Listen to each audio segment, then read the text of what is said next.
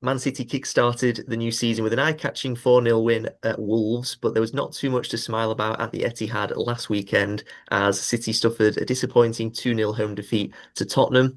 First off, goals from Brennan Johnson and João Palhinha were enough for Spurs to claim a deserved win over City. They're third in the last five visits now to the Etihad, leaving many at City sort of scratching their heads, really wondering where Pep Guardiola's team are at this moment in time. We spoke before this fixture, Stephen, and you said that this could be a banana skin for City, and you're right to have some concerns heading into this game. What did you make of City's performance overall, and what went wrong for City, and what are the main things you've taken away from that defeat to Spurs? It's the dust has settled now. We're 48 hours removed from that game, which makes it feel a little bit easier to swallow. And I've been put it down just to Spurs. Spurs being Spurs, they always beat us regardless of who's the manager. Look, it's obviously not quite as simple as that.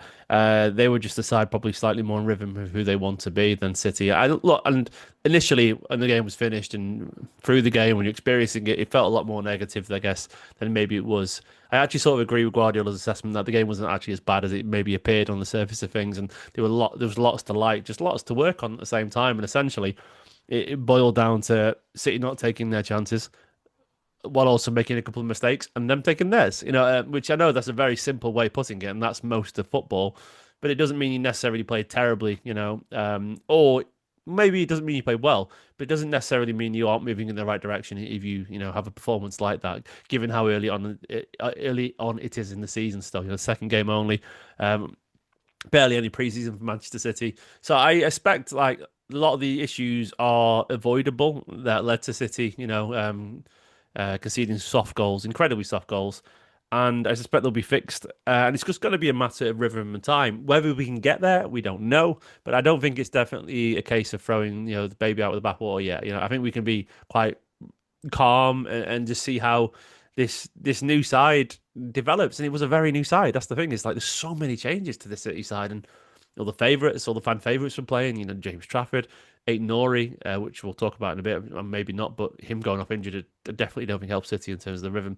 Shirky, Reinders, Oscar Bob, Marmoush, Nico Gonzalez. It was a vastly changed Manchester City side from a year ago, and that ultimately is going to take its toll on the side, and they're going to need a little bit of time to find the rhythm and structure. And to me, that's the biggest story of this game. There was mistakes that come through maybe for lack of repetition, lack of time on the training ground. Like with more practice and more, working on the structure, the shape where people need to be, and hopefully a little bit more, sharpness in front of goal. Maybe this is a different story.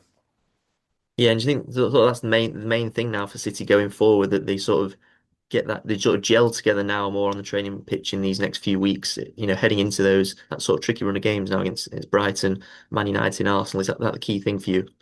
Yeah, absolutely. It's all about that cohesion within the team, and as I was saying a minute ago, when you've got so many new players, and if you look at the team from a year ago, it's chalk and cheese. It's so different to where City are right now, and they're trying new things with new players and new ideas and so on.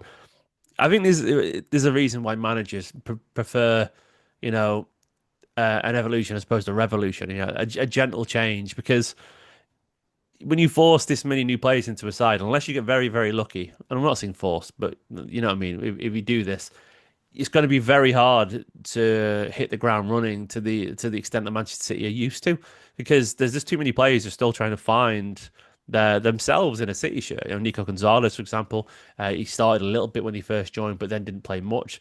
Now he's been entrusted with it with the number 6 shirt in Rodri's absence, and he's doing quite well. But he doesn't maybe yet have the chemistry with Reinders, who yet doesn't have the chemistry with maybe the fullbacks who bowling forward either side of him, or with Shirky or with Haaland, because they're still trying to learn each other's rhythms and patterns. And that is a natural part of how a team develops. The thing is, previously, if you introduced a new signing, you had the structure and the security of Edison, Diaz, De Bruyne, Rodri, Haaland spine with multiple players either side. Kyle Walker was there for years, or Vardiol playing left back or whatever, who you could trust to do a job because they knew what they were doing, and they essentially held the hands of the new players.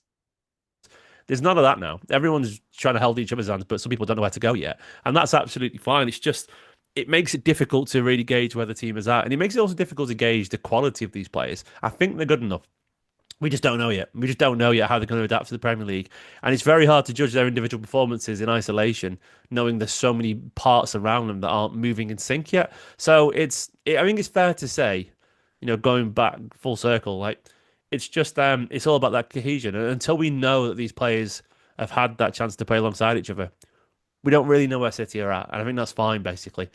Long story short, it start early on in the season, and we just have to be patient. Yeah, very much wait and see after just 2 games of this new season.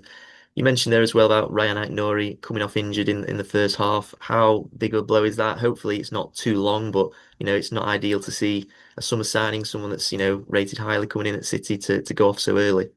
Just 3 years without an injury, I think, before City, and then 2 games in. Yeah, it looks like it might just be a knock, I reckon. Guardiola didn't seem overly concerned by it. He said he's hoping he was back for the Brighton. I mean, not that's not a guess based off what he knows, but the impression is he hasn't spoken to the doctor yet, which implies he's not really worried about it. I think it probably was just an impact injury.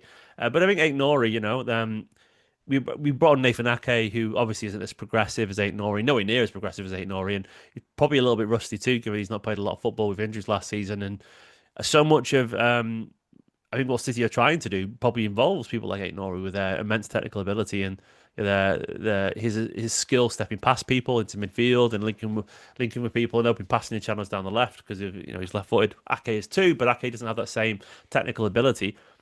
And I think that did affect Manchester City's rhythm a little bit. I don't think it was a coincidence that we were a little bit poorer with the build-up from about half an hour onwards, actually, when Spurs sort of got into the game. And Ake, try as he does, he was never great in the build-up, but he was perfectly fine. Yeah, he was good, don't get me wrong, but he was never great. But we had Rodri at his very best, and Bernardo Silva and Gundogan, and all these players younger and better, and John Stones playing alongside him, and so on.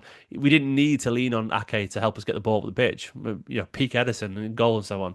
Whereas now, we probably could do with the most comfortable people on the pitch, technically, because the team's very much finding itself. Ake doesn't fall into that category. So we did miss Ait-Nouri. I know he's very new to the City side, but I think his quality is evident in what he can bring to City in all phases of play, not just defensively, but going forward too.